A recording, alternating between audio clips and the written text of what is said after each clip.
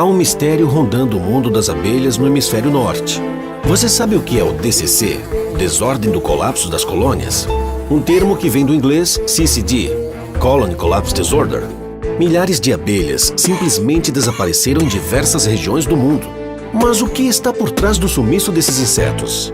Por que as abelhas abandonam suas colmeias e deixam para trás as crias, o alimento e até a rainha? Não há ainda um consenso entre cientistas sobre a razão disso. Mas entre as teorias estudadas estão ataques de um ácaro chamado Varroa destructor, transmissor de muitos vírus, e outra doença causada por um fungo conhecido como nosema e os efeitos do aquecimento global.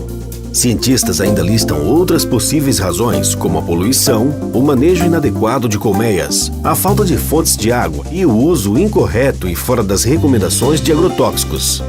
Mas mesmo com muitos estudos, as razões ainda não são conclusivas. Na verdade, é mais provável que um conjunto de razões seja a explicação e não somente uma única causa.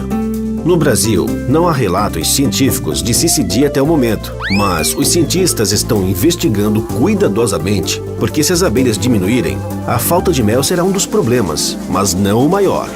As abelhas são responsáveis pela polinização de grande parte das lavouras e aumentam a produção e a qualidade dos alimentos.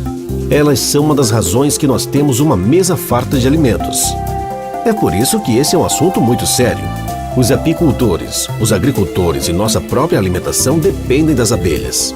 É por isso que muitos governos, universidades, empresas e ONGs têm investido em ações que buscam contribuir para a solução desse problema.